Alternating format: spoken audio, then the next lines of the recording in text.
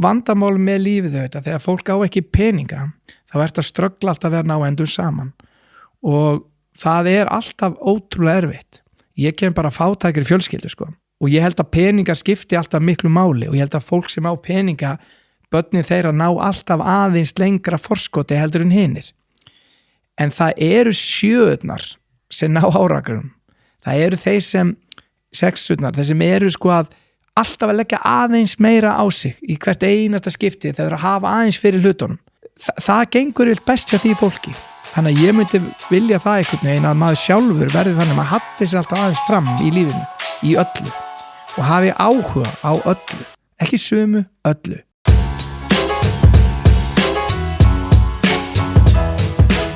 Við erum mætt í annan hluta af tveimur af þessu viðtali við Magnús Skeving í formi hlaðvarps. Óþarf að segja það, en ef þú ert að mæta í þennan þátt og veist ekki af fyrir þættinum, þá þarft að fara rakleiðis tilbaka og hlusta á hann fyrst. Þú þarft þess alls ekki. Það má alveg líta á hana þátt sem sjálfstætt framhald, en þá bara ekki verið neinn rök að styðjast að taka bara seinni helming af einhverju viðtali. Ef ég sé að part 2 á þessu viðtali fær fleiri views heldur en part 1, þá var ég brjálæður. Nóg það, ég má ekki fleiri ímynduðum vandamálum. Í þessum þætti segir Magnús okkur frá því hvernig Nickelodeon fundurinn viðfræði fór fram, þar sem Latibær var seldur fyrir nokkra þúsund kalla. Hvernig Latibær fór á mis við fjárhagsleg tækifæri, þar sem var hafnað $1 million samningum og af hverju Magnús gerði ekkert af þessu í nafni peninga. Þetta hljómar allt saman mjög spennandi og þó ég sé sjálfur spenntur fyrir þessari sögustund, þá veit ég að þið hlustendur smeltuð á playtakkan á þessum þætti til þess að heyra af 25% afslættinum sem Safran býður upp á með afsláttakóðunum Snorri í Safran appinu. Safran appið fæst í App Store og Google Play. Þar inni getur þú flett í gegnum allan matseðilinn og slegið svo 25% af þinni pöntun. Hvaða dag sem klukkan hvað sem Tandoori kólagrillaður kjúklingur, piri piri, mango, satay, hunangs og keto kjúklingur, svo ekki sé minnst á bökurnar sem nú einnig fáanlegar í keto útgáfu og bleikjuna. Hvernig var að fá sér fisk við og við, svona í tilefni dagsins. Og 25% afslætti var búið að taka það fram. Safran Glæsibæ og Safran Dalvi hafa opnað aftur eftir miklar breytingar að gera að kíkja við, þó svo það var ekki nema til að heilsa starfsfólkinu, eða bara á hina 2 stæðina í Bæjarhrauni og á Bílsöða. Þeir eru ekkert verið fyrir vikið þó að hinir hafi fengið uppliftingu. Origo einnig styrktaraðili þáttarins. Hér á ferðinni fyrirtæki sem enginn má láta fram hjá sér fara, hvort sem þið vantar fartölu fyrir skólan, heyrnartól fyrir hlaupin, myndavél fyrir það sem að fara að eiga sér stað og þarf að festa á filmu. Origo græðið. Lenovo tölvur, Bose heyrnartól og Canon og Sony myndavélar. Þetta allt saman á einum stað, reynda 2. Þú getur kíkt á netverslun.is og svo í verslun Origo í Borgartúni. Lenovo meira að segja með sína eigin deild. Það bara rafíþróttalið, samanstandandi af rafíþróttamönnum að keppa á rafíþróttamótum á vegum Lenovo. FH meira að segja með sitt rafíþróttalið í Lenovo deildinni. Ekki það ég sé einhver FH-ingur sjálfur, fólk fljótt að kóla búlsitt á það. Ég held með Manchester United, ekki FH. Ég held ég þurfi ekki að hafa mörg orðum Bose Soundsport Free heyrnartólin. Þið verðið að kalla mig legara ef þið trúið ekki að ég dýrki þessi heyrnartól. Þau eru búin að fara með mér nokkra kílómetrana síðasta árið og bæði vinir mínir sem og fjandmenn hafa komið upp að mér og tala við mig hvað þetta eru góð heyrnartól. Ég sammála þeim í einu öllu og mæli með. Netverslun.is og Origo Borgartúni. Annars bara komið að seinni hálfleik hérna með Magnúsi Skeving. Ég bið þig vel að lifa og þakka áheyrnina. Njóttu þáttarins, kæri hlustandi sem og vinir.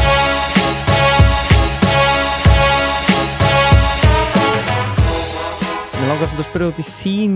box þegar að þú elst upp út á landi og endar á því að byggja upp fyrirtæki og selja það til bara stærstu fjölmiðla fyrir veldis í heimi. Hvaða box hafðir þú og hvernig komið þau þér í gegnum skólakerfið með fullt sjálfstraust? Sko, ég myndi segja að ég hafi verið frekar, ég var duglegur, ég var listrætt, hafði áhuga á list, sko. En ég var svona frekar þar. Ég var lesblindur, myndi ég halda, svona á brúninni. Átti mjög erfitt með að ég man alla texta sem sagður við mig eða heyri, en man ekki texta ef ég lesa hann mikið, eða sem ég á erfitt með að gera það. Mér finnst mikið þægilega að heyra það. Ég hugsa í þrívít meira, þannig að ég er ekki svona tvíviður gæ, þannig að því liti til að ég er svona átti erfitt með suma hluti til þess að muna vissa hluti, sumt bara átti nöfn til dæmis, bara ekki fyrir mitt litla líf get ég muna nöfn, bara geta það bara ekki sko. Það er alveg, ég er búin að reyna allt sem ég kann til þess að búa til eitthvað reglur í því, bara eitthvað nafn og svona, bara mann valla hvað ártal er eða klukka, og þetta er svona típis svona lesblindu einkenni. Margir halda að ég hef verið ofvirkur, en ég hef aldrei verið svoleiðis. Ofvirkni byggist ofta því að þú getur ekki einbettir að þú veist ykkurum hlutum og alls ekki langan tíma.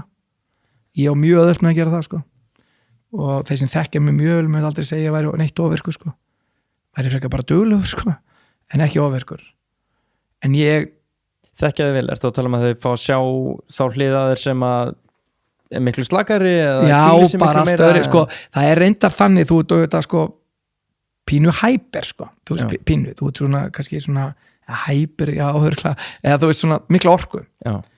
Og ég trúi því alltaf bara sem barn að ég geti stilt orkuna mína, væri bara takki á mér, og þannig að ef þú myndir segja við erum að fara út, við erum að moka hérna, það er bara snjór hérna fyrir utan og við erum að vera í 2 daga, þá stilli ég bara takkan á 2 daga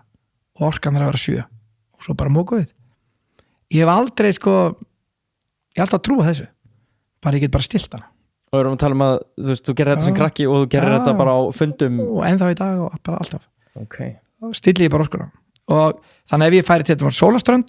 kannski með 4 bækur og alltaf ég les mikið af bókum sko, mér finnst það enda mjög gaman sko, sem er fáralegt sko, en núna er ég meira að fara í hljóðbækur en ég las mjög mikið af bókum, þó bara ég las bækur bara, en mér fannst sko, en það var erfitt sko, þú veist, ég veist að ströggla aðeins í gegnum það sem badd sko. En af hverju ber það þig ekki niður? Af hverju lestu hellinga bókum? Af hverju er ekki sjálfstraustið í mólum þar þegar þú ert að gera eitthvað sem er ekki góður? Mér fannst það vera þannig, það skipti mig engu máli þó ég var ekki sérstaklega góður í því. Mér var alveg sama, ég var svo góður í mörg öðru fannst mér, þannig að ég var bara fýtt sko. Þannig að ég hafði enga ágjör af því sko. Mér var alltaf alveg sama þó einhver myndi segja, já, þú er drullisokkur, ok, ef þér finnst það, mér finnst leitt að þið finnst það, en það er bara, þú veist, ég hafði ekki beint áhyggjur af þessu beint sko, og en ég myndi segja að ég var á svona brúnin alveg að þýrði til eins og að vera svona hálflesblindur en hafði samt gaman að lesa bækur, ég hafði gaman af konceptin bara, þú veist, að lesa fleiri bækur og skoða, var forvitin sko, en ég myndi ekki halda kannski að maður væri, ég veit ekki sko hvort að maður væri, veikleikarnir eru átt erfitt að setja mig í spór einhvers,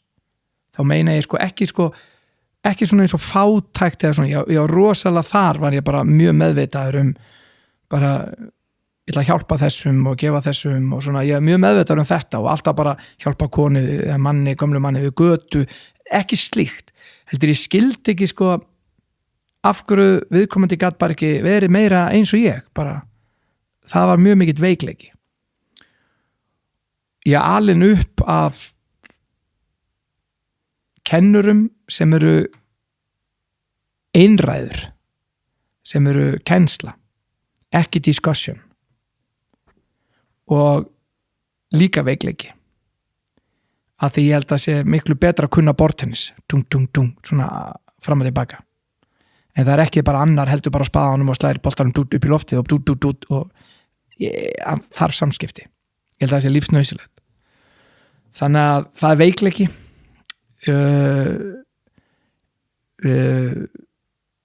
ég myndi segja að ég hef ekki verið of mikil keppnismæður, ég hef svona medium bara, en lendi í því allt í að vera frægur fyrir að vera mikil íþróttamæður. Já, það var alltaf íþróttamæður ársins 94. Já, en var samt það var bara svona 5% af mér í rauninni sko, en samt var það full time job. Þannig að það var alltaf áhugavert, ég sem karakter hefði miklu meira á listum eða miklu meira á því, mann eftir einu sinni lendi í partí hjá okkur listakonu, það er eitthvað svona listasýning, ég hafði gríðlega gaman, ég fór sko í fjölbrautaskólanum Breiðholti og fór á listasvið og tók svo trésmiðin og tæknisvið á kantinum og það var áhugavert, ég var svona partí og þá segir svona, það er svona fræg listamæður, hann stjórnaði hérna miklu batteri og konan hans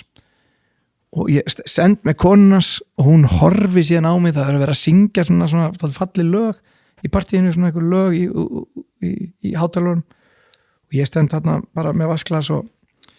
þá er hún með svona glas í hendinni og horfir á mig svona snoppuð og segi svo já, þú íþróttamaður en veist náttúrulega ekkert hver að syngja núna og ég bara jú já þá sagði ég, gæti þú nefnt mér hver var heimsmeistari í fótbolta 76 eða hvað heitir stangastökkarinn rússneski sem stökk hérna yfir 5 metrana í stangastökki eða vann Formúlu 1 hún gæti ekki nefnt neitt og ég sagði, en þetta hérna Maria Callas og sem betur fer vissi ég hver hún var og en þá var það eiginlega þannig að það var oft þannig að íþróttamenn dutti í box fyrir að vera vitlausir svona líkamlega vitlu bara svona bara eins og górilla sko. Var ekki að hugsa, bara að gera Nei, á meðan sko listin var svona öðruvísi þannig að ég oft verið að hlæja svona ofta að þessu akkur þetta mixast ekki betur og já, þannig ég var svona blanda af þessu einhvern veginn þannig ég hefði viljað eyða meiri tíma ég vil í listir heldur en gerði en því ég fór í Latabæ þá var þetta bara brjálu sköpun þú var til að skapa allt alveg frá því að vera himinin upp í skíin upp í grasið frá búningunum og upp í textan upp í myndinu vegna þess að þú byggir brand Latabæ líklega eitt þekktasta íslenska vörumerkið það eru bara, ef þú tekur 10 stærstu löndin í heiminum þá myndi Latabæ og var það á tímabili veit ég hvernig í dag, en var það á tímabili voru með svona 73% brand recognition sem þýðir það að aldrinum 14-49 ára þekktu bara 70% þekktu Latabæ, bara sá logoið þetta Leystan, þau myndi ekkert endilega vita að íslenskt en þau myndi vita að þetta Leystan og næsta var held ég flugleiðir var með 0,03% næsta íslenska brand þá já, bara, en nú held ég til dæmis að brönd svona eins og 66 á norður væri komin örgulega herra í einhverju kreðsu, kannski ekki ef þú tekir overall, en í einhvers konar kreðsu, en Latabæ var bara svona overall og það er að því að dreifingin er greiðlega mikil í sjónvarpi og koll og kolli en það sem gerir Latabæ svona uník sem brand er ef þú værir bara einhvers staðar í heiminum og myndir líta svona til hliðar með augunum á skjáin og þá væri Latabæ væri í sjónvarpinu af einum ramma myndur þú vita að þetta væri Leystan Já. Þú myndir að horfa bara, þetta Leystan það er ekkert annað á jörðinni í líkingu við þetta á meðan út með manga og fullt af sjói frá kannski Japan og þetta er mjög líkt þú veist, og það er ekkert oft sem menn sjá svona eitthvað að þú nefndir brönd þarna áðan var að spyrja hvort að menn vera að framlega bara brönd til að selja vörur þá ætla ég að nefna þér eitt bara mjög gott brand það er Cars Já. Það er svona typikal sjó sem er búið til að selja vörur öll myndin þá eða Já. Úr tala teiknimyndir frá Pixar eða Já, bara, það er búið bara til að selja vörur góð mynd samt frábær þeir eru bara snillingar í því þar liggur snildin og þeir sögðu bara við getum gert góða sögu bara með lampa en það var, þú veist, þeir skiptir ekki máli hvað það er að þeir veru svo góðu sögumenn sko. og það er enda rétt hjá þeim sko. en ég myndi halda það að þetta væri svona þetta væri svona brandlega séð þurftur að hanna allt þetta allan heim og tókst þú virkan þátt í því? Já, bara ég eiginlega sko bara skapaði það en ég var með frábæra menn með mér sem bara eru á heimsmæli hverja bæði vegstæði með Emil Snorri Frey Hilmarsson Máni Svavas Ágúst Ingarsson bara fullt af mönnum og bara fullt af fólki sem tóku þátt í að byggja upp bara fullt af fólki sem bara tók þátt í að gera þetta af ótrúlegum bara metnaði og byggja settin og búningahönnuðir og brúðustjórnendur og bara heimsmæli hverða sko. Þannig ert þú að taka virkan þátt í að setja upp listrannan heim Latabær og bara sem virka þannig að þú getur séð einn ramur og þú veist þetta er Latabær magnað, þú hefur væntanlega verið eitthvað að smíða sviðsmyndina eða ekki? Nei, sko þar naut það sem svo góða við það ég hafði alveg hugmyndir að hvernig ég myndi vilja hafa þetta ég var búin að teikna þau upp, ég var búin að skoða það hvernig ég myndi vilja hafa þetta útfæslan á Snorri Freyr Hilmarsson algjöran bara fær 10 í einhvern sko. Jón Páll líka hérna tattoo þú veist, þetta bara fullt af fólki bara, Hvernig kom hann að Latabæ? hann kom bara og hjálpaði mér í byrjun á einhverjum bókum og fullt af hlutum og það er bara fullt af fólki sko, og ég maður Haldur Baldur þetta er bara fullt af fólk sem er komin á allt þessu endalaust og og bara frábær staf þetta var bara svona Þetta er auðvitað samvinna Já, en það að þú hafi verið með puttan í svona mörgu og sko leikið aðalhlutverkið og leikstýrt og síðan selt þetta batteri allt saman þetta var dálítið sérstætt að sko vandamáli var þetta og ég get eiginlega ekki útskýrt þetta fyrir neinum almennilega en sko þetta er í fyrsta skipti sem þetta var gert það hefur aldrei verið hægt að búið til efni í sjónvarpi fyrir börn það sem börn horfa á og heilbrigði, það hefur engum tekist það Latabær eina efnið í heiminum sem ennþá hefur lifað sem hefur náð að gera þetta all efni sem var reynt þetta hafa dáið bara öll og það er ástæða fyrir því það er að þetta eru svona margir litli hlutir sem spinnast inn í og verða einhverju heild og það sem er áhugavert það ímyndaður það að ég var að reyna að útskýra það fyrir þér að sem gerir þetta svo flókið að gerir þetta eiginlega svona áhugavert en mjög spennandi á saman tíma þú ert með, segjum sem svo að þú hefur aldrei séð vatn á æviðinni, bara glært vatn í glasi sko, bara aldrei séð vökvann, bara aldrei verið gert og ekkert ósvipað á Latabær að þýleiti til að þarna ætla ég að blanda saman skemmtiefni, hreyfingu persónum en heilbrigði það væri miklu auðveldara ef þetta væri bara Glanni Glæpur og íþróttálfurinn það var ekkert vesinn, þá væri sagan bara íþróttálfur mætir Glanni Glæpur berst við hann, máli dautt svarthöfði eða hvað sem vondi og góðukallin en þarna ertu alltaf með fullt af krökkum líka Glanni Glæpur getur ekki ráðist á börnin þá er þetta bara ógeðslegt efni það bara hann ráðast á krakkana þannig að hann þurfti alltaf að vera að reyna að losna við íþróttálfurinn en accidentally voru krakkarnir fyrir og þau lendu í þessu og samt þurftur að vera með sögu krakkana þannig að sagan ekki íþróttálfurinn hún Sigga Sæta eða hún Höllu eða Trixie eða Pixel eða einhvern hún eitthvað svona karakterum og þessi karakterar koma frá því ef að ég myndi taka eitt ring utan alla Latabæ karakterina þess að setja alla inn í boxið þá þetta ein heilbrigð manneska þú ert allir þessi karakterar þú ert íþróttálfurinn á þínum besta degi þegar þú stendur upp rosalega lífum vel í dag bara, get gert allt, bara sjálfströsti í botni næst ertu bara Glanni Glæpur, bara morgun ég nenni bara ekki að gera þetta í dag sem bara eðlilegt, sem bara partur af þessum balans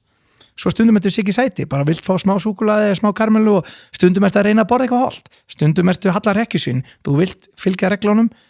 en þú vilt líka brjóta reglunar vegna þess að við viljum alveg börn sem brjóta upp reglur við viljum börn sem push the envelope við viljum krakka sem fylgja ekki bara reglum konur gátt ekki kosið einhvern tímann stupid rule, bara fáraleg regla og þá viltu börn sem segja herðu býtum við ætlum ekki að láta þetta viðgangast næstu kynslóð sko, bara kemur ekki til greina þannig að eða Pixel, hann horfir á skjáin og mikið og kann ekki fótbolta nema í tölvunni en kann hann ekki í raunveruleikanum þannig að balansi milli þess að vera í tölvunni og að því tækni góð en líka nota þú veist bara lífið sko í annað, líka bara balansin á milli, nenni nýski bara, stundum ertu bara bíp, þetta er mitt stæði úr stæðinu og þannig að stundum þarftu bara að gefa að þér skaltu bara gefa allt sem þú átt þetta er strögglið í þessum karakterum og þú ert allir þessir og þú ert bara allir þessar karakter þess vegna svo fyndið eitthvað segir já ég fíla betur Glanna Glæp en íþróttálfurinn eða ég fíla íþróttálfurinn betur en Glanna Glæp já ég skapaði báða sko, ég bjóða til báða sko þannig að þeir mjög ekki jafnvænt báða og ég gerði það vegna þess að þeir eru líkur haustum á mér sko og þess vegna það þannig að þetta er balans sem ég hel að þú ert alltaf að ströggla þarna á milli þess vegna gengur þetta á milli landsvæða þess vegna þetta í Japan, Uruguay að því þetta er ekki trúarbrögð þetta er svo þekkir þetta er bara, þú þekkir þetta sjálfur þekkir einhvern eins og nýska eða þekkir einhvern eins og íþróttálfurinn en það myndi engin vilja vera giftur íþróttálfurinnum eða vera með íþróttálfurinnum allan daga ekki að hann er bara too clean þú veist hann er bara, þú vilt ekki vera íþróttálfurinn alla daga, það á engin að verða svoleiðis, það er það ekki og þess vegna skapaði alla þessar persónur og þetta er miskilningur á mörgum sem horfa ekki að Latabæ en dæma þann út af einhverju fullt af fólki sem bara já, láti bara eitthvað, þú veist, veit ekki eins og hvað það er. En ég ætla að tala aftur vatnið, þegar þú ert að reka fyrirtæki síðan og þú ert með þessa hugmyndafræði og ert að fara að gera alla þessa karaktera af einhverju heild sem eru með heilsu, þá er það eins og útskýra orðið frelsi. Ef þú útskýrir orðið frelsi og segir frelsi er einhvað, þá getur ekki útskýrt það lengur, af því þá er það minnka orðið. Ef þú segir frelsi til að tala, en hvað með frelsi til þess að hlaupa allsber? Jú, það líka. Sko, þú getur ekki útskýrt það. Þú eyðileggur orðið með því að útskýra orðið frelsi. Það er frelsi. Þess vegna er þetta frelsi. Eða húmor. Það er allt. Eða love. Það er bara, getur ekki sagt ást er bara þetta. Eða að elska bara konu. Gæti ég að elska skilur mann eða bla bla bla. Og hvað sem er, þú mátt ekki útskýra þetta og þess að sama var með Latabæ, ég vildi ekki útskýra leystan,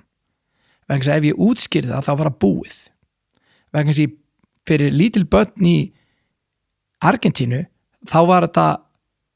motivation til að hreyfa sig, fyrir foreldra í Brasilíu var þetta verkfæra box til þess að ala upp heilbrigð börn, skilur mig, og til að ala upp heilbrigð börn. Þannig að þetta var mismunandi, fyrir suma var þetta dansprógram, fyrir aðra var þetta íþróttaprógram, fyrir suma var þetta skemmtiprógram, fyrir suma var þetta fyrir sem hreyfðu sig ekki mikið var glanni geðveikur. Þú veist bara frábært að horfa á þetta, ég vona að skemmi þetta allt saman. Og þannig að þetta er mismunandi, en þú vildir ekki útskýra. Þannig að ef ég var að kæmi til því, nú myndi ég spyrja þig, þú hefur aldrei séð vatn. Og ég myndi segja þig, þú búið til vatn. Og það verður mjög heilbrigt og bara, þetta er rosa góð drykkur og drekkur hann og hann er svo heilbriður að þú bara lífs, bara allt saman, bara neistan. Og þú bara ég trú að heilbrið, ég er með þér, ég ætla að koma með þér í lið, ég er bara með þér í liði. Svo höldi ég áfram að brainstorma og ég segi við þig,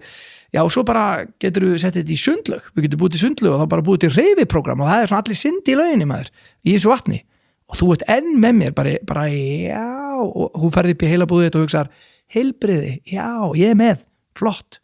Svo segi, svo getur þú líka að setja þetta í áfengi, blanda þetta bara saman með áfengi þetta vatn. Þú getur líka að nota vatn til að þó bílvélina þina. Og þá ertu bara, hann er algjörlega rugglaður núna. Nú er hann komið bara alveg út fyrir þetta, sko. Hann er bara eitthvað kreatív rugl, sko. Svo áttar allt í náði, þú ert með 160 manns í vinnu, að það skilja ekki allir Latabæ eins. Sumi skilja Latabæ svona, bara að þessi reynt vatn, aðrir skilja að þú getur þvegið bílvélina, sumir að þessi sundbraut eða sundlaug, þannig allt í einu er þetta bara svona dálítið flókið að jökla öllu þessu. Þannig að þú ert með marga heima, þannig að þú lendir til dæmis í því að þú skrifar handrit og segir fiðrildin í Latabæ vakna, bæjarstjórinn labba framhjá og fiðrildin fljúga og bla bla. Svo allt í einu 6 mánuði setna þegar þú ert að taka handritið, þá hringir props mannskjan í þig og segir, við erum að skoða hérna handrita og stendur hérna að þessi fiðrildi. Hvernig er þessi fiðrildi? Talaðu. Eru þau stór, eru þau lítil, eru þau fjólublá, eru þau með alla liti í heiminum eða eru þau bara með eitt lit? Þú veist, fá sér kaffi, borða þær ávexti, þú veist, er það með epli í höndunum eða hvernig flýgur það getur að talað, þú veist, er það ógsta hratt, heyrist í því þegar reyfist. Allar þessar spurningar koma bara leið að því út að skapa allan heiminn. Út að skapa allt. Ef ég tek upp ófærð og ég tek upp mynda þér rammin í ófærð, þá er ég ekkert endilega að spá í að selja slökkvaran sem er í húsinu, sem er fyrir aftaði á leikmyndinni. Ég er ekkert að selja beltið sem Steinn Ármann var með í reynda frábær leikar Steinn Ármann, bara besti leikari sem nokkuð hitt, sko. Fyrir utan Stefán Karl. En ok, en svo þannig að rauninni getur lent í því þú tekur upp Latabæ, þá getur verið að beltið sé það sem þú selur á búningnum hjá Coca-Mega. Þú veist það ekki. Og þetta er það sem er svo erfitt og ég lenti því eina nóttina, þá vorum við að hanna brúðurna með Neil Skallan sem fekk Óskarinn fyrir myndina Babe, hann svona brúðu var fyrir Muppet Show og Jim og alla þá sem gerði Muppet Show, Jim Henson og það, og hann er ég ringi hann og ég er að gera brúðurnar með honum, varum að leira þær og finna út hvernig það er að vera og ég sé bara, ég finn ekki bara hvernig sum brúðurnar er að vera nákvæmlega í andlitunum, ég kem aftur og við reynum að leira þær og laga þær og svona, teiknum þetta og þetta bara og svo endaði með því að við erum búin að vinna svo rosalega í andlitunum því að þetta að vera svona universal og svona sko, að þá endar að því að eina nóttina ringir hann í mig og segir, betur hvernig er skórinn að skáka mega skótnir hans, við erum að steipa á og ég átti engan pening var að eyða öllum peningum niður að búa til allt sem þurfti að gera og allt þetta það var miðjanótt bara því ég kom heim þá ringir hann og ég hugsa með mér, ég get ekki fengið skó hjá Nike því þá myndi Nike segja hvað ætlar að gera með þetta jú, ég ætla að fá hérna hönnun á skóniðinum á Goga Mega, hann er svona íþróttaskón frá Nike og ég ætla að selja þetta í 170 lönd þá myndi Nike segja, þá ertu að borga okkur royalty sem ég átti ekki sem er þá fyrirfram greiðsla ég átti það ekki ég var ekki skóhönnuður og það voru eiginlega engin skóhönnuður á Íslandi mjög fáir þannig að hvað gerir maður? Ég tók alla skó sem ég fann á heimilinu mínu og byrjaði að teikna skó bara eitthvað að rissa upp einhvers konar skó sem væri á Goga Mega og ég gerði þetta nóttina og senda honum og hann steifti þá skó og næsta dag eftir fór ég og keypti hringdi X18 sem hefði farið á hausinn og keypti skópar sem sagt hönnun og sola styrða var í því ég bara gæti ekki hugsað með hvernig áskotan má ég fara að gera þetta sko, á hvern einasta karakter þetta er svona dæmi eitthvað, en Latibar hefði aldrei orðið svona brilljant nema að fólk hefði tekið þessar hugmyndir sem maður hafði og gert það betur það er það sem gerir þetta brilljant að það er brilljant fólk sem vinnur þetta það er bæði búninga og leikmynd og það eru bara leikmynd og hönnuðir og propsmenn, Svenni og allir þessi gæjar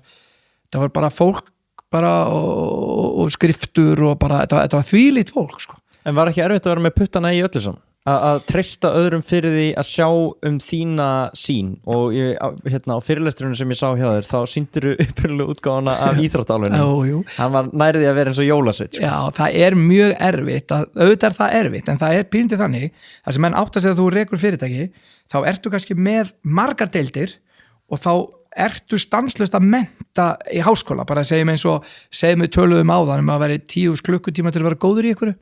þá tækir 10 klukkutíma til þess að verða sérfræðingur í Latabæ það þýðir að það er 16 ár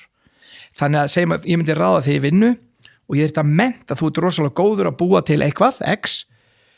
þá þarf ég að mennta þig samt í Latabæ þannig að það er skóli sem mentar í Latabæ og svo tekur þú það og situr það með þekkingunum þinn og bætir við það en sumir komu með boxi sitt og vildi ekkert fara úr því boxi sem bara við kunnum þetta og vildi aldrei taka endilega inn leysitann ég er búin að vinna á RÚF allar minn æfi, ég kann alveg að taka þetta upp nei, núna tökum við þetta aðeins öðruvísi og það fór ekkert vel í alla þannig að þú þurftir að láta fullt af fólki fara bara, hann er ekki að sigla þá bara djöfull er hann frekur maður hann bara vill að ráða þessu öllu en það var ekki alveg það að því að þegar þú ert kannski búin að mennta einn bara sinn tónlistinni og bara ákveða tónlistina, búið að gera soundin, hvernig glanni glæpur gengur og bara hljóðin og allt þetta hljóðheiminn búið til hljóðheiminn með fólki að þá allt innu er það svona útskrifað þá ferða og gerir sitt þá komið að kannski leikstjóranum þá menntar leikstjóran hvernig hraðin á að vera í þessu til þess að fáið ratings út allan heim sem svo sjónvarsáhorf það má ekki vera svona hægt, það er að vera svona og það þarf að vera, hreyfingi má ekki vera mikil íþróttálfurinn þarf að koma á 8. mínútu, annars fer ratingi niður og þetta er alls konar hluti sko. Og svo þau búin að mennta hann þá fyrir að mennta klipparan svo þau búin að mennta klipparan og klippari var með mér dag og nótt en það varð hann síðan leikstjóri af Latabæ þáttum líka því hann kunni þetta bara svo mikið þá gæti ég loksins sleppt hendinni og hann leikstýr bara og ég kom þá bara ekkert niður í stúdíóið, hann bara gerði þetta svo þurftu að vera með 3D og þá þurftu maður að fara í gegnum allt 3D og eftirvinnsluna og bakgrunnana color correction og bara allt þetta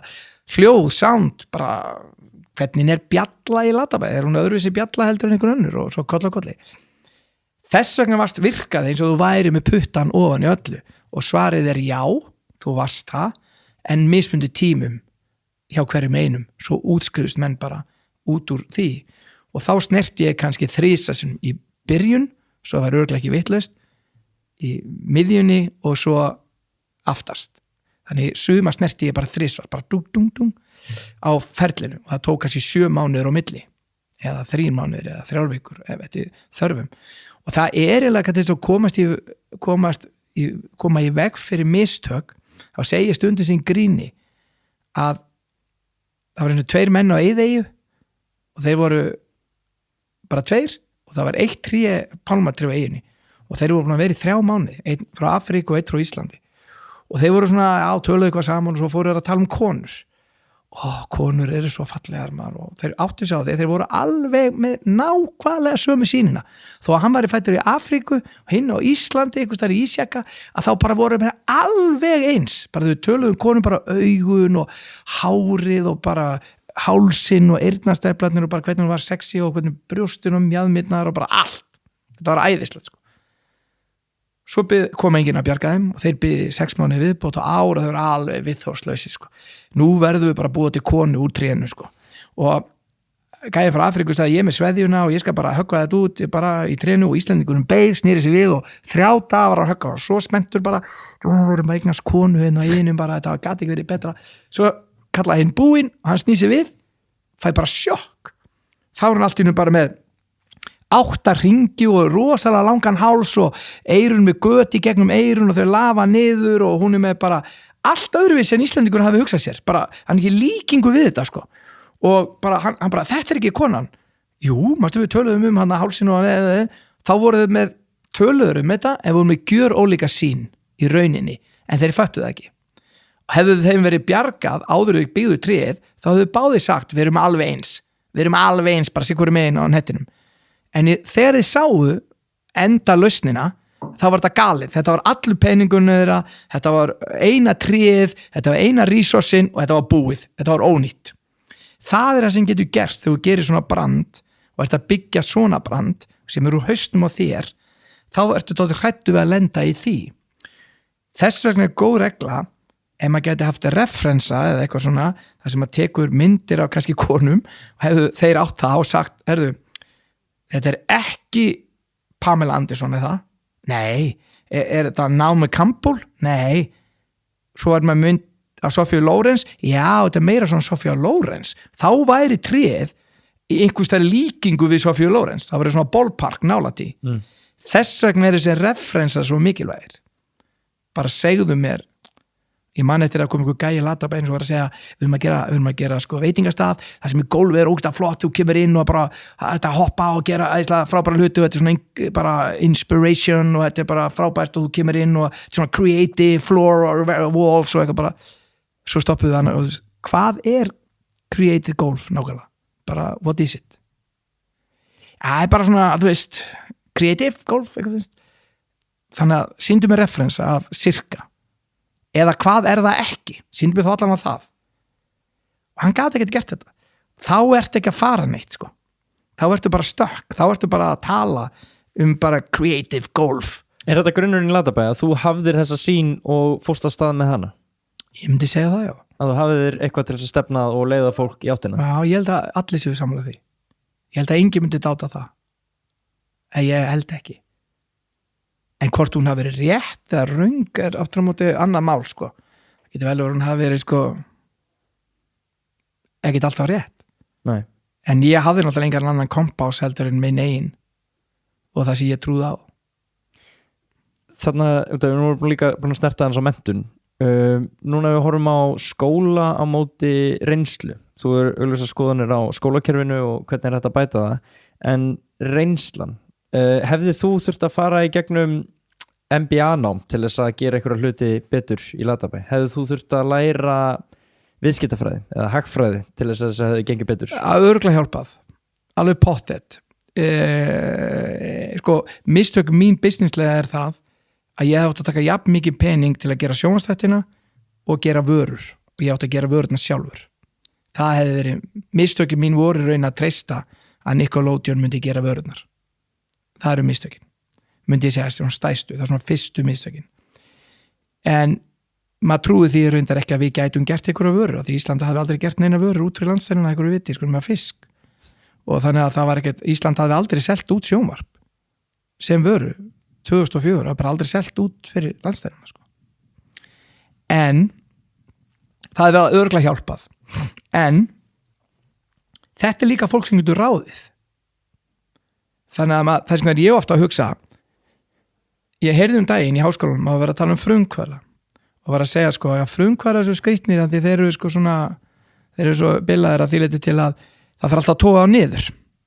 Þannig alltaf svo að bara frumkvöðli bara hann fer eitthvað rugg bara og fer eitthvað bara veit ekki neitt business og bara tógum hann niður bara á jörðina. Þegar hann bara með eitthvað svona hugmyndir og bara eitthvað rugg.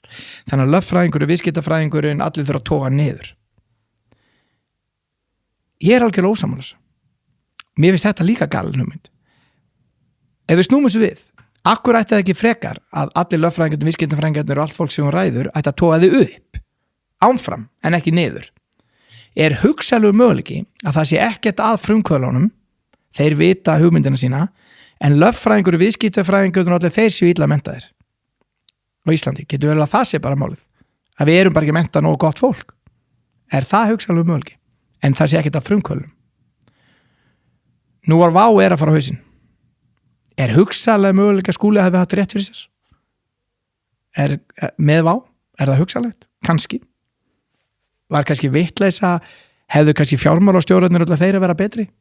Áttu þeir að sjá til þess að hann ætti pening til að execute þetta? Er það möguleiki? Vegna þess að þú kemur inn og þú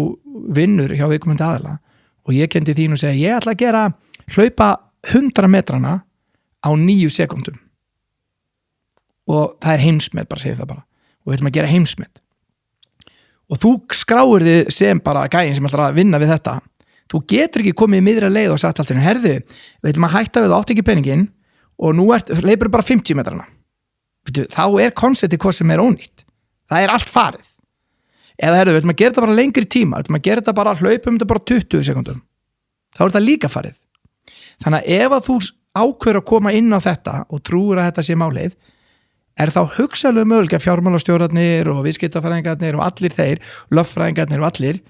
eigi bara að vera það menntaðir að þeir sjá til þess að þú getur hlaupið þessa 100 metra á þessum tíma. Það tekst ekki alltaf, auðvitað, því menn vilja gera allt sitt besta, en mér finnst menn ansi fljótir að tala að frumkvöðlin djöfisins vitlaus hugmynd að hlaupa þetta 100 metra á 9 sekúndum. En bara hvað réðst þú ekki vinnu? Þannig, jú, en bara þetta algjör vitlaus. Var þetta ekki markmið allan tíman? Akkur á hann að fara að breyta því? Þetta það sem ég skil ekki. Þannig ég held að frumkvöðlafræði á Íslandi og frumkvöðlar sem við höfum verið allt okkar tíð Íslendingar, þeir hafa verið frumkvöðlar. En ef okkur mistekst í svona litlu samfélagi, þá eru eftir refsa grimt á meðan aðri túa á þessi reynslu að þessi frábært að hafa feilað. Á Íslandi að feila þykir slæmt og það held ég að eitthvað sem við verðum að breyta. Að þetta ekki mistök, þetta reynsla. Þannig að eins og að maður að vinna í Latabæ við tókum allan daginn tökur, allan daginn bara flytinn fólk og þetta kostaði bara 10 miljóna dagurinn og gæinn kom inn nóttina til þess að konverta efninu yfir á tölvusystemið. Það þýðir það að hann tekur efni sem tókum við daginn og setið inn í klippisítunar og inn í allt tölvukerfið. Hann deletaði öllu drastlinn, við erum að tala kannski 30 miljónir bara farið. Pródúserinn minn kemur daginn eftir og raka hann á stundinni. Hann var komin út úr húsinu áður ég mætti 7 morgun. Og ég sagði, hvað hann hefði búið að reka hann? Ég var brjálaður. En ég gæti ekki, vegna ég hef búin að segja við pródúserinn minn, þú ræður hvað þú rekur og þú ræður því. Ég hef ekkert það að segja. Þú ræður því. Þannig ég gæti ekki overrúla hann og sagt, herðu, þú getur ekki rekið hann. Hann var búin að reka hann. Þá hefði ég grafið undan honum. Gæti ekki gert það. En ég var brjálaður. Ég sagði, þetta dýrasti maðurinn minn í húsinu. Það 100% örugt. Hann delítar þessu aldrei aftur. Bara hann lærði svo mikið á þessu að hann væri bara, wow, ég ætla aldrei að íta vitlaust að taka. En nú ræður nýjan, hann gæti líka að gert þetta. Mistök sem hann átt að lærað og var þar alveg dýrmætast. Ég var bara að mennta hann í 30 milljón króna mistökum. Sem hann myndi vera, þú veist. Þannig að ég lít svo á að mistök ekkert endilega alltaf slæm, langt í frá. En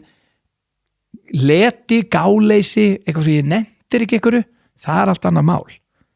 Það ekki að sama mistök finnst mér. ef þú leggur þig fram að gera hlutir eins og þú getur best, þá er ekki hægt að biðja meira, það var ekki séns að biðja meira. Ég reyndi að fá alla til að gera sitt besta og fekk á til að fara aðeins lengra og ég held að flesti séu sammála því að ég hef tókað það öllítið lengra í getu sinni, tók það út úr comfort zone og tókað það öllítið lengra. Stundum á kostnað þess að maður var kannski ósangjart, oft var ég bara ósangjart sko, bara gerum þetta betur, gerum þetta aftur, hlaupum aftur, við erum að hlaupa hraðar, bara let's do it again, aftur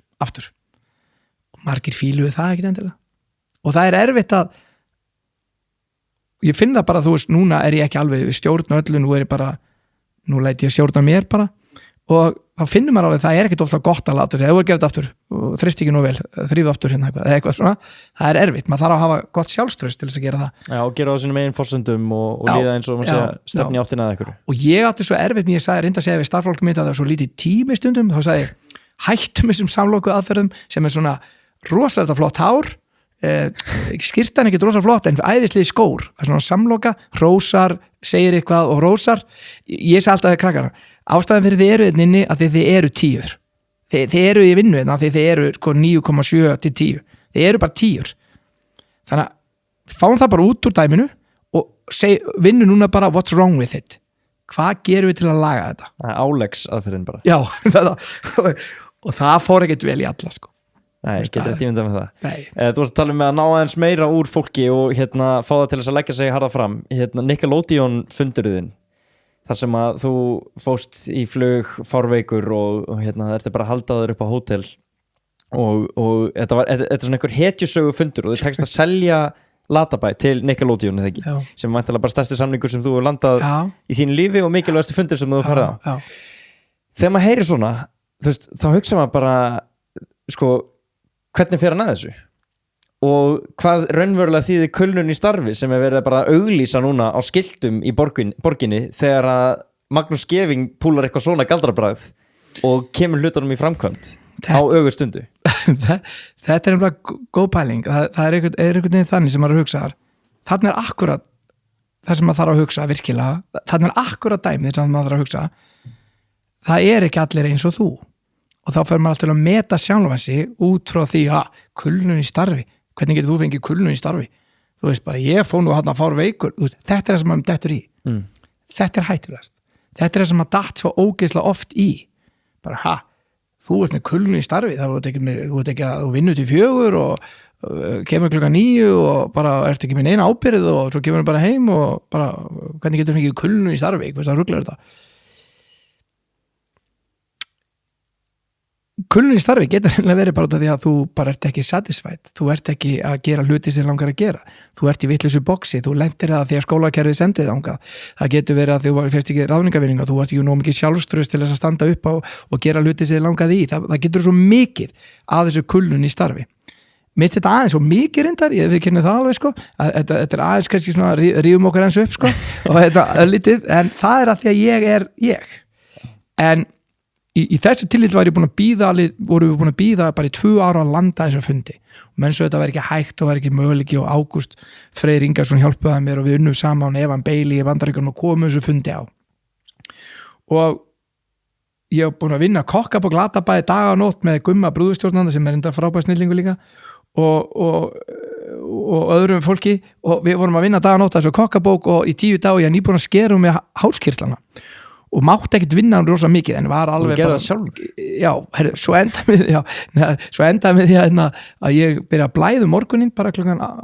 6 morgunin, ég keyrði á bílnum mínum bara blóð út allt og blæti og það var enginn á læknadeildinni til að taka mótur til að bíða frá 6 til 12 og svo loksins kom ykkur og Einar frábær læknir og brætti þetta saman, rosa baconlykt og viðbjóður og hann segir eina sem mátti ekki gera Maggi, þú mátti ekki fara í flug og ég sagði, ég er að fara í flug ég er að fara kl. 5 í flug til Bandaríkjanna og mikilvægsta fund lífsmis. Hann sagði, já, þú ert komið mikið blóð í magan og það er ekki hægt að skila því líka, menn getur ekki melt blóðið og þú ert að æla því. Og það er ekki hægt að æla því að því þú ert nýbúin að sjóða því í hálsinum saman. Og ég bara, og ég fór. Og ég hafði ekki neitt annað kost að völ, fannst mér. flugvélin var rétt komin á loft og ég var fárveikur bara fárveikur sko ég ligg bara fárveikur borðið vélinu og kalla á lækna koma læknar og það hugsa bara starffólkið íþróttalurinn bara drepast í vélinni Já, borð í vélinn? Já. Já. Hann bara að drepast en út undan mér sé ég að þetta var þetta skrítið að komlega 2 gullfallega konur frá New York og Boston voru læknar og voru svona hvítum fötum einhvern veginn svona mjög sumalegar og ég bara ligg alltaf einhvern veginn og mér finnst bara eins og ég sé komin í himnaríki ég svona eiginlega hálf dáin einhvern veginn og sé þær yfir mér og veit ekki hvað þær eru að gera einhvern veginn og þær are you okay og ég er bara yes og ég er alveg átt sko en þá sé ég að það er allsber maður bara, ég er á sagaklass allsber maður bara liggur stendur bara í sagaklass og ég er örugglega komin í himnaríki þá var það þannig að í öllu óðagottunum hafði ein flugfreyjan óvart hellt ykkur á hann og hann var svo brjálaður að hann fór úr öllum fötunum og hengdi nærbuxurnar sínar á bara sæti fyrir framann og bara þurrkaði þetta hann var trilltur sko Súrrealískur rammi Já, þannig að ég bara sá hann einhverja svona hálgerið svona einhverjum svona engla og svo allsberran kall og ég held ég væri bara þetta lítur að vera bara ég er með óráði sko, ég er í rugli en ég var aldrei orðið svona veikur á æfinni, svo var átt að koma sjúkrabíll var búið að panta hann og ég gríp í samstarfsfélagina mína og þá var grípi og segi herðu og þá var fyrirverandi sambýliskonum í með mig líka og Ágúst og ég grípi þau bæði og segi ég er ekki að fara í sjúkrabíll ég er ekki að fara að segja að helbriðasta barnaefni heimi á sjúkara sem hún sagði þú þarfst að vera 2 daga á spítala minnstakosti og það er hjólastóll út og ég segi vel enga hjólastól ég haldi bara á mig, haldi bara í axlunum ég grípi þau og ég labba út og ég fer inn á hótel nóttina og ég er svo veikur nóttina að það þarf að skipta sænguföt og bara, ég mörgum sinnum og ég er bara fár veikur sko. Svo er fundur klukkan 10 held ég, minni mig og ég skelli mér í ískalda sturtu bara kortir í 10 klæði mig bara jakkafötin beint út og beint upp á fundin og fer að selja og þetta er langur fundur og það endar að því að þeir segja við mig hver er að leika íþróttalum og ég var búin að leita út allt að íþróttalvi fann hvergi íþróttalv, neinstaðar var búin að leita allstaðar í heiminum fann hann bara ekki og þetta var út af því að safety reglum að því að hann þurfti að gera alls svona hluti sem bara bandarækjumenn bara gúturuðu ekki og fullt af svona hlutum bara og svo fann ég bara ekki típuna, bara fann hann ekki að því ef íþróttalvum brosir á mikið þá er hann bara heimskur, ef hann er lítið þá er hann fúll ef hann er mikið af vöðum þá er hann með á sterum, ef hann er lítið af vöðum þá er hann bara mikið og þetta er rosalega viðkvæmt sko. Og þá og flestir íþróttamenn sem voru að gera sem þessu hlutum, ég sá strax að þeir höfðu tekið lyf og ég gat ekki nota þá og ég sagði bara, ég geri það bara ég leik hann og þau eru, þú ert náttúrulega svo gamal þú ert 32 ára hvernig alltaf getur þú gert eitthvað þessu stöffi og ég fó bara upp á borð og hoppaði heljarstökka á borðinu og hafði þá aldrei farið heljarstökka á borði á ævi minni og tók bara heljarstökki og arbiður og eitthvað alls konar draslu og handstöður og bara alls konar og þau sögðu svo ok, við kaupum þetta en ég sagði líka við þau sko, en finnið bara börn ykkur bara 100, 200, 300, 400 börn sem aldrei var að sé að Latabæ og ég skal bara sanna fyrir hvernig það virkar ég bjóst ekki við myndi hringja ég fór beint inn á hótel, fárveikur aftur lág í rúminu bara í 2 daga bara á þess að fara út sko og þeir hringdi í mig og sagði herðu, við erum með í Queens farðu og við erum með krakka í Queens farðu bara með 200 eða 400 svart börn bara sýndi okkur, bara hvernig þetta er og ég þangað og hoppaði þar og spriklaði í margar hlutíma og þau sögðu við kaupum þetta Þannig var Latabær seldur Já Hvernig var tilfinningin? Frábær, æðisleg sko hún var alveg geðveik sko það er bara 7 brönd sem hafa meikað yfir frá Bandaríkjunum frá Evrópu til Bandaríkjunum og Latabær eitt af þeim sem náðu þarna sölu en svo fattaði ég ekki að svo varðu allt í einu stepchild hjá þeim að þeir voru með Dora Explorer og SpongeBob svo þegar við náðum að selja sjónvarpið og gerðum þetta á Íslandi og framleiddum þetta og allt þetta og þá náðu þetta svo háu rating eða þessari tölum að því að það er 50-50 stelpur og strákar sem horfa á Latabæ þannig að þetta var Dora Explorer það er meira bara stelpur og þetta náði ótrúlega vinsældum og var bara nummer 1 þá sagði forstjórinn, hvernig geta nokkur krakkar frá Íslandi ég er með 600 manns í vinnu og bara kostar mig marga miljóni, ég kaupi einna brand frá Íslandi og þeir bara ná þessu, ég ætti eiginlega bara að láta ykkur fara og þá allt í urðu við svona stepptjaldi, næst þegar við komum í heimsókn þá var bara, þeir eru að fara að eyðileggja fyrir okkur, bónusun okkar á hinu efninu og allt það og þá vorum við sett exclusive í Kmart í Bandaríkjunum í 2012 og þá vissi ég bara fuck, þá á ég ekki fyrir greiðslunum sko. Hvernig virkar það? Þá er það þannig, þá bara segja þér við verðum með í sjónvarpi en allar vörurnar byrja ekki fyrir 2012 og þetta er 2004 sko. Já, þetta er svona snemma já. Og þá ætlaður að klára því að það kemur alltaf 7 ára fresti þá ætlaður að klára SpongeBob, Dora Explorer og svo Lazy Town en það sem við voru í rauninni að gera því þið sáu hvað þetta var geðveikt sko, að þeir voru að reyna að pína til að kaupa þetta að þér þess að hann er í miði í framleiðslu hann á ekki fyrir, þú veist hann er full að taka þetta upp, kaupum þetta á honum bara snúpa höndina þér já, svo komum við alltaf bara, við viljum kaupa þetta á $1 million ég segi, það kostar 22 milljón að taka þetta upp sko. Og svo bara já, kaupum þetta 1,5 milljón það var vesinnið og þeir ætlaðu að koma 95 milljónir tekjur á 3. ári en þeir komum bara með $500,000 og þá fór ég og seldi þetta allan heim og þá fór þetta í 171 land bara búm, en þá vantaði mig vörurnar það var hlaupin sko. Og hvað gerir síðan þegar þú selur þetta núna, hvað árið það? Svo gerist það að Turner BBC fær mig til að koma til sín, Michael Carrington fær mig til að koma til sín á BBC þegar hann er að stoppa CBeebies og þar er latið bara með geðveikt áhorf og það er fyrsta skipt sem BBC vinnur bara Channel of the Year með CBeebies, bara fyrsti bara og sem barnaefni og það er latið bara ennefnilega sko 50 stelpur og strákar þannig að fyrir rating fyrir sjónvarp er latið bara æðislegt að þetta er ekki stelpuprógram, ekki slákaprógram og það er svona mikilvægt já, að því þá færi svo fleiri eyeballs fleiri augu að horfa sko, helmingi fleiri Einmitt. Og þess vegna latið bara alltaf í fyrstu 3 sætunum í sjónvarpum allan heim sama hvort það var hjá Disney eða hvort það var í Disney Europe eða ABC Ástralíu eða bara name it sko, eða Super RTL í Þýskalandi eitthvað svona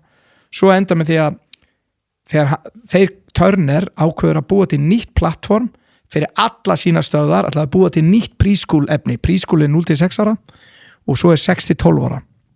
en þeir ætla að setja Latabæ 0-6 ára því Latabæ er 4,7 ára það er svona kóraldurinn og þá þegar Michael Carrington fer yfir og keyptur yfir þá segir hann ég vil bara fá 1 brand með mér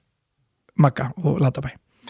og við komum til og við seljum þeim brandið og þá að setja það sem þeirra aðal brandum allan heim í 3000 sjónvarpsstöðvar síðan bara við að klára þætti að þú þarf bara 60 þætti til að vera evergreen sem þýðir að þú getur alltaf endur sín þættin aftur og aftur en við gerum 100 og við erum að klára svo 100 þætti þá eru allir reknir hjá Turner bara allir í Evrópu bara reknir og endur skipala allt félagið og þeir hætta við þessi áform og þá er Lati bara núna hjá þeim og ég ætla alltaf að hætta sko ég sagði að ég ætla að hætta því að 50 en ég gæti ekki hætt fyrir 51 eða eitthvað og þá endaði með því að þeir eru bara með þetta núna og núna voru að segja að voru 9 milljónir manna að horfa á Latabæ á netinu og það er miklu meira en horfur á CNN sko og þannig að Latabæ er gríðarlega vinsælt ennþá en þeir eru ekki að gera en að vöru bara býða og þeir eru bara að býða eftir ykkur kaupið það því þá seljar og þeir sögðu við þurfum ekki að selja þetta við erum búin að fá fjárfestingur tilbaka þetta er bara frábært og þetta er bara brand sem kemur aftur og aftur og aftur bara alltaf 7 ára fresti kemur þetta bara og getur rúlað þáttunum aftur og aftur já. En þú ert þá búin að selja allan þinn hluti í Latabæ? Já, allt Þú ert ekkert í því? Nei, ég fæ royalty Og hvernig og það núna svona frumkvöla hugurinn væntanlega að þú ert örugglega horfir á tækifæri allstaðar en með svona að ná svona stórum áfanga og í rauninni koma nú síðan frá sér og ég býst við að þú þurfir ekki að vinna aftur þú veist, þú ert ekki að vinna 8-4 eða 9-5 eða hvað sem það hvernig er sá hvernig er að vera þeim megin við borðið að þurfi ekki að vinna fyrir pening út af að allir sem að hlusta á þetta þeir mæti vinnu eða eru drifnir áfram einhver hluta vegna eða einhverjum ástæðum fyrir pening sko, Latabæ var kannski vonda fyrir fjárfestin ég held að Latabæ gert svona, ekki þau mistök, hefði bara gert vörurnar okkar sjálfur og farið bara hægar tekið bara 1 land í einu og verið bara með vörurnar sjálfur við höfum bara að vita hvað vörðuna væru, það hefði átt að vera strategía listan, þá hefði bara byggt upp hvert land fyrir sig. Það hefði verið betra, heldur að stóla á hinn aðilan. Ef við vorum að horfa á peninga Já, ef við tökum peninga. Og það sko að hugsaði ég alltaf, ég vann aldrei í Latabæ fyrir pening, ég gerði þetta bara fyrir passion, alltaf, spáði aldrei í hitt, spáði aldrei það hvort ég var að fá mikið eða lítið pening, ég var ekki þar, það bara börningumunum er eitt, ég hefði getið fengið $1,000,000 fyrir að gera McDonald's stíl, en þá verið Latabæ líka dáið og ég bara vildi það ekki, því þá er konceptið farið og þess vegna sko vann ég til eins með Michelle Obama, hún vildi fá mig til þess að gera smá clean, af því að Lazy Town var svona skjöldur þegar þeir voru að selja allt jöngið, sjónvarstöður og svona og bara Michelle Obama eða eitthvað, svo kom einhver, já en þið verða að vera með eitthvað gott barn með ding, kom alltaf Latabær. Það var skjöldur þeirra fyrir regninu til þess að vera lokuð sjónvarstöðin fyrir að vera að selja krökkum einhvern viðbjóð. Þá var alltaf Latabær sem skjöldur og ég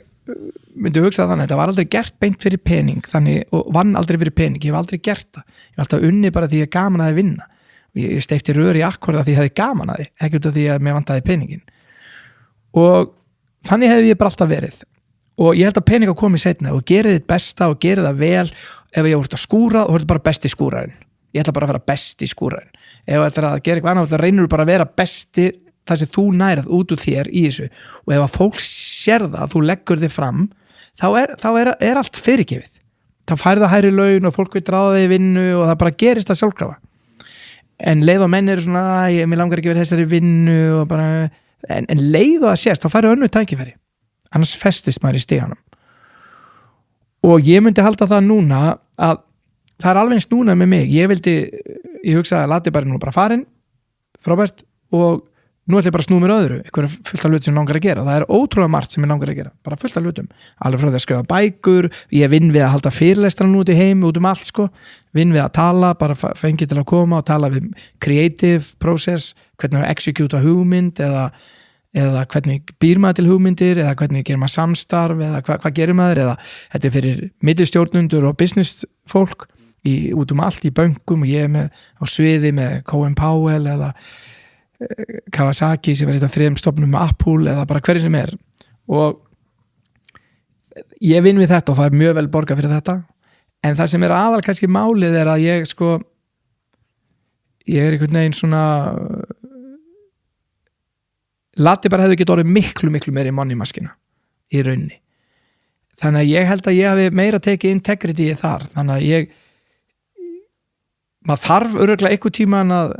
finna sér eitthvað sem maður langar að gera og það er fullt af því sem mér langar að gera alveg bara það er endalaust sko mér langar núna til dæmis að prófa aðeins arkitekturinn og ég er búin að hanna, ég keypti 2 hús og ég og Hrefna sambýliskonum minn við keyptum 2 hús og við ákveðum að byggja hérna Rók veitingastæðin og við smíðum það bara og þá notaði ég Emil með mér sem að gerði á vegstæði sem að gerði leikmyndin í Latabæ og smíðaði það og svo keypti ég húsið hérna Bjarkar Guðmunds á Þingvöllum og söngkonu og gerði það upp og bara búin að vera að smíða það í 4 ár og það er svona mitt jóka og þannig að já, svo er maður bara að líta í kringu sig á alls konar önnur dæmi og það er endalaust verið að biðja maður að vera ráðgjafar í alls konar dæmum sem eru spennandi sko. En mér langaði að ráða tímanum með alfarið, í Latabæ réði ég ánum ekki lengur, það var 5 ár fram í tíman, ég vissi nákvæmlega hvað ég var að gera í ágúst klukkan 5 já, bara ágúst eftir 5 ár sko, ég vissi það bara nákvæmlega, það var bara að lesa bara að lesa handritin í Latabæ tók 3,5 ára lífið mínu, bara að lesta það er rosalegt já, bara að lesta sko. Og lesblindur í þokkabót sko. Já, fyrir það og svo er það þannig að þú ert sko þannig að þú þá var ég orðið leiður á því allt í hennu bara ég ræði mér ekki, ég er bara komin á hjólið það er bara og þú framleiðir eitthvað þá fara bara 3 ára æfiðinni svona, bara pre-production tekið upp og eftirvinnsla það er bara 3 ár hverfa og þú sérð ekki sólina sko. Ég átti gamla bíla sem ég er búin að vera að safna þá því ég var ungur strákur svona klassíska bíla og ég get aldrei gert það af því að ég hitt aldrei á frí gott veður og helgi á sama tíma, bara kom aldrei fyrir sko. og þannig að þetta var svona áhugavert sko. Þú ert mjög svona aktífur og lifandi og það sem er náttúrulega mjög heillandi við þig og þinn karakter er bara þessi orka og eins og ég kíkti bara á Instagramið þú ert að skíða, þú ert á vélsleða þú ert tennis, þú ert að elda þú veist. Ég var að koma frá Ítalíu, ég var að læra að elda fór til Toskani, ég er að læra að elda. Ertu að reyna að tjekka í fleiri box? Já, algjörlega og líka bara maður sko lífið er náttúrulega vandamál með lífið þetta þegar fólk á ekki peninga þá ert að ströggla alltaf við að ná endum saman og það er alltaf ótrúlega erfitt. Ég kem bara fátækri fjölskyldu sko og ég held að peningar skipti alltaf miklu máli og ég held að fólk sem á peninga börnin þeirra ná alltaf aðeins lengra forskoti heldur en hinir en það eru sjöurnar sem ná árangrinum, það eru þeir sem sexurnar, þeir sem eru sko að alltaf að leggja aðeins meira á sig í hvert einasta skipti þegar þeir eru að hafa aðeins fyrir hlutunum það gengur vilt best hjá því fólki þannig að ég myndi vilja það einhvern veginn að maður sjálfur verði þannig að maður halli sér alltaf aðeins fram í lífinu í öllu og hafi áhuga á öllu ekki sumu, öllu og ég hef greið áhuga á pólitík gríðanlega náttúrulega fylgist rosa vel með pólitík skaman að lesa bækur las einu sinni rosa mikið af bókum alveg rosa mikið að því liti til að hljópi á bókasafni á Seltjarnarnesi og kifti bókum svona, sem að úr í póka sem ég mátti ekki skoða bara setja það í pókan, við segið hvaða bækur það voru fór svo í flugvél því ég flög mikið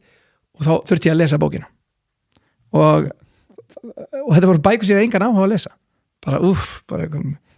geimfara eða ketti eða eitthvað bara og þá áttaði maður alltaf á því að skemmtilegsta bókin sem maður les er bókin sem maður hefði enga áhuga að lesa í rauninni og það er ég aðeins núna og ég held að það sé óbúinst auðvelt að vera sigurveri eða vinna mót, þú lyftir bara upp höndunum og segir júhú, þetta er auðveltast að jobba heimi það sé allir þessu erfitt, jú, maður lagði á sig og svona, en að vinna sem sigurveri það er auðvelt, en að vera í öðru sæti, þriðja sæti síðasta sæti, erfitt því þá þarf að rífa svo upp úr því er alltaf erfitt og þess vegna myndi ég halda það að maður getur lært meira að þeir sem gera mistök heldur en þeir sem hafa gert allt rétt þess vegna myndi ég alltaf fá fyrirlestra sem hafa gert mikið af mistökum ekki endilega alltaf en samt einhver sem er eiginlega þannig eins og nú fór ég á bókaráðstöfnu og þá var að vera að lesa barnabækur og var að tala hvernig barnabækur er að vera vel gerðar og var að tala hvað marga bækur eru illa gerðar ógeðslega ljótar bækur og illa unnar og svona það var bók sem Ísland var mjög vinsæl með svona klukku á svona klukka framan á henni maður hreyfði svona blá bók með svona klukku og þetta fjallaði fjölskyldu sem fór í vinnu klukkan 7 og svo sýnt alltaf hvernig kom heim og bla bla bla og ég fór hérna á þessar ráðstöfni í Háskólabíó og þá segja konunnar sem eru að halda þetta segja bara að hérna dæmi ótrúlega lélega bók og að gagnrýna þetta alveg gríðarlega hvað þetta er illa unnið sjáu til dæmis blaðsíðu 1 þær eru að fara í skólan þær eru bara í bláum skóm og bleikum trefil og svo með röndótt og húfu blaðsíðu 7 hann er komið heim úr skólanum þá eru sokkarnir alltaf hann gulir og hann er ekki lengur röndóttur hérna og var að sína því að það er unnið illustratorum sem tekna bækurnar og lita þær er greinilega gert einhvers staðar Hindlandi eða bara einhvers staðar það sem talur ekki saman þannig að bara 1 litar þessa mynd og hinn og svo bara kemur þetta búm, bókin sett saman og þar alveg var þetta svona dæmi illa gerða bók ég stóð upp og sagði nei, ég er bara ekki sammála ykkur vegna þess að þegar ég lesi þessa bók með dóttur minni í gamla daga þá allt henni lásum hana og þá sá allt henni hún bara hver er munur á blaðsíðu 2 og blaðsíðu 7 eða eitthvað svona jú, hún lærði orðið röndóttur og gulur og blár stað fyrir að læra bara orðið blár á sokkunum, hann með öðruvísi húu hvernig er hún á litin, hún er skipt engum máli, hvort þetta væri rétti litur en ekki, þegar þú ert að gera allt svona korrekt, þá ert að passa þig á því, það getur vel verið að það sé bara allránt, kannski er þetta akkurat kreatív málið, að þetta var allt sé hvað liturinn, miklu betra þannig að maður lærir oft meira á bókum sem eru ekkert endilega velskrifaðar eða ekkert endilega þá getur maður að segja, ég ætla þá aldrei að skrifa svona bók eða bla bla bla það var líka þetta hugafærið mitt að vera ekki frekar að kvart yfir þessu heldur en að sjá það jákvæða í þessu já, og ég held að þetta skipti töluveru máli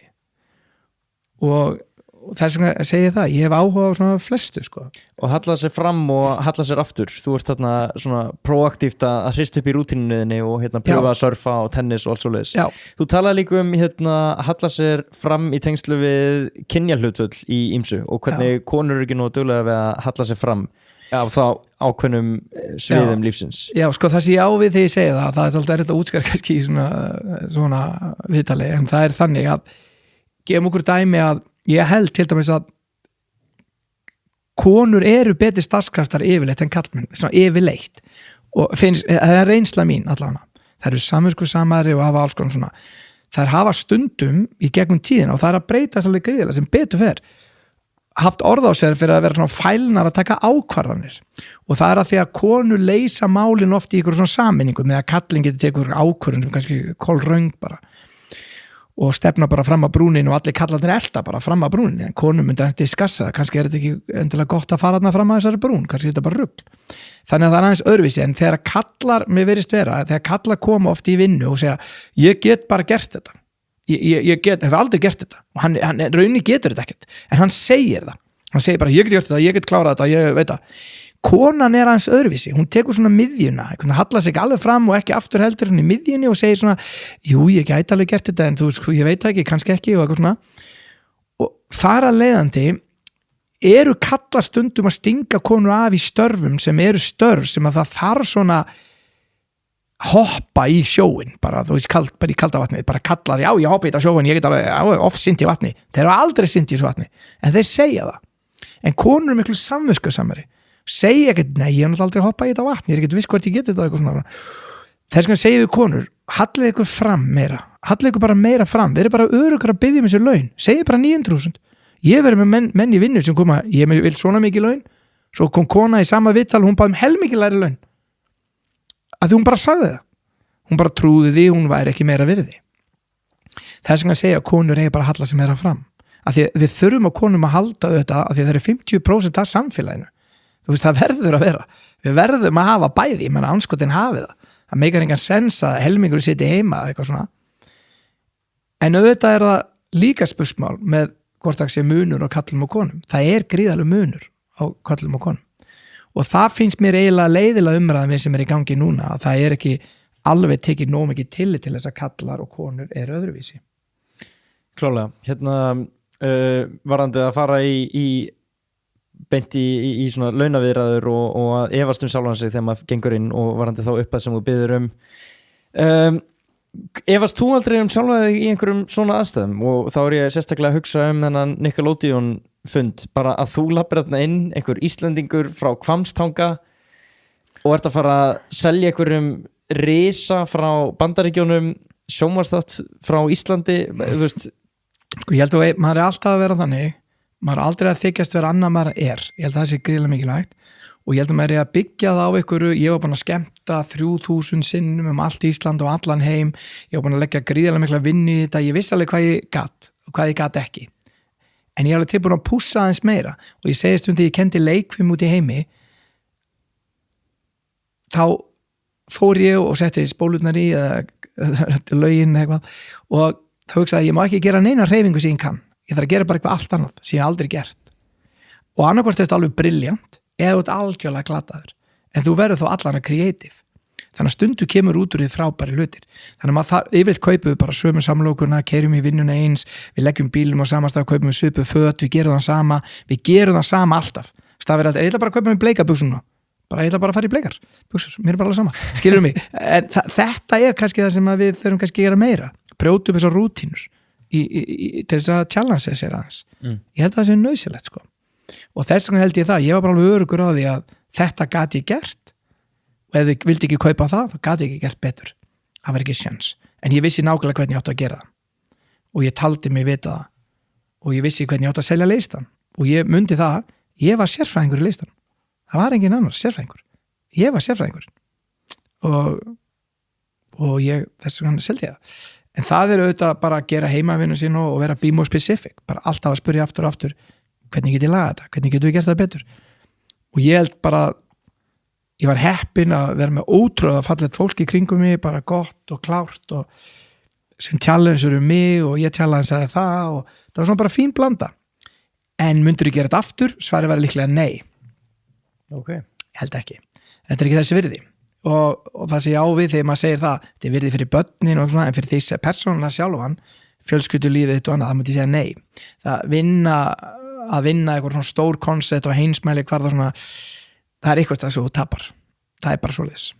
og það er bara, ég myndi virkilega spá í það bara hvað ætla ég að gera með líf mitt ef ég væri ungur í dag, bara hvað vil ég gera og vil ég ráða mig sjálfur, vil ég geta tekið mig frí, sko raunverulegt ríkidæmi felst í því að ráða tímann sinni sjálfur, það er raunverulegt ríkidæmi, algjörlega sko. Og þannig erum við svolítið komin aftur að uppáhaldspunktinu með íþróttamennina í crossfitinu sem að eru mögulega að fara afskaplega hratt í dag en munu þurfa að gjalda fyrir það síðar. Hugsanlega, ef þið spá ekki aðeins síðan en svo kannski þau eru komin í toppform og byrjuðu að æfa sér rólega niður, fara þá kannski meira svona að æfa sér niður, frábært, en ef þið gera það ekki gætu þið lent í vesinu með lífsitt. Þú ert að æfa þig niður í dag? Já, ég tók bara æfingu niður og leysi tán bara alveg bara fó bara alveg bara æði mig bara og núna aftur, ég var bara að tala með í gær núna er ég að fara að æfa mig upp aftur Já, það? Já, nú er ég að fara að byrja að æfa aftur bara svona aftur og auka rólega tilbaka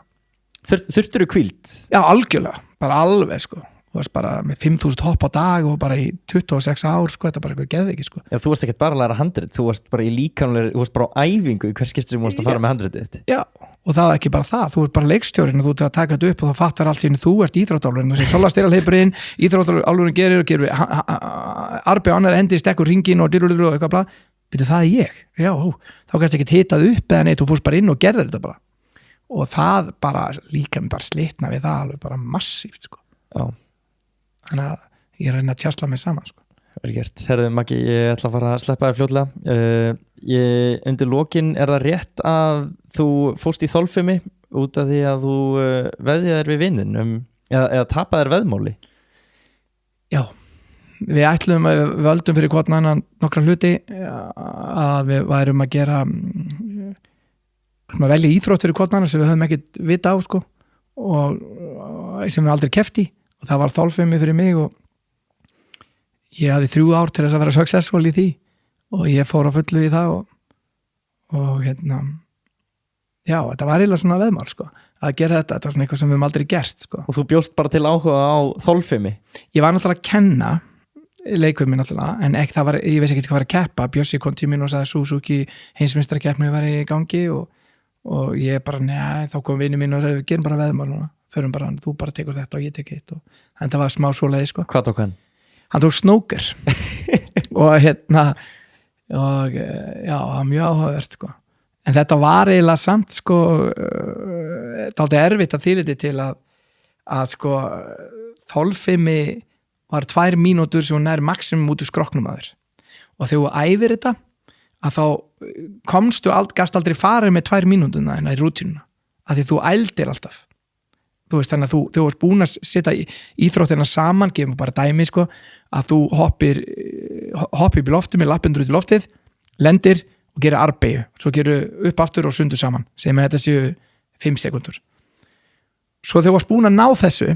þá hugsaður í stað fyrir að gera beint upp hoppu í loftið með lappinnar, þá snýrðu við í leiðin í loftinu þannig að þess að 4-5 sekundur urðu erfiðari þannig að þá hoppuðu hringin og lendir strax í arbeiginni og gerir þá arbeig á annari svo kemur upp og gerir sundur saman en gerir sundur saman með einhverju flóknum handareyfingum svo varst búin á þessu, þá fórst að gera enn meira, ætla að gera 3 í röð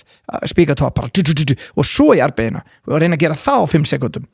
þannig að þú náðir aldrei þú hlóðst alltaf meira inn í 2 mínúturnar sem hún gast og erfiðar á eftir hvor annari það er erfiðar að gera þetta eftir þessari ef þú gerir spíkatopp í loftið lendir svo annari hendi, það er helmikið erfiðara heldur en að gera sundur saman og gera það sko og þannig að þú varst kannski, þú varst að rempast við að gera þessa rútínu bara, þú varst búin að semja hana að þá ældur þú kannski þetta í 40 sekundur svo varst búin að ná því kannski þá varst búin að bæta hana eins meira og bæta og svo sagði, ok, þetta er max, ég ætla að reyna að halda þessu svona að ég þarf að þóla 2 mínútur og svo bara dú og svo endanum ældur þetta í 40 sekundur og svo 50 sekundur og svo 60 sekundur og það var massa erfitt sko þannig að þú æður þetta í bútum sko og svo þegar leiða hinsprintikeppnina þá hafður þú kannski aldrei farið með alla rútínuna á 2 mínútum fullum krafti, af því þú bara gasta ekki því þú bara ældir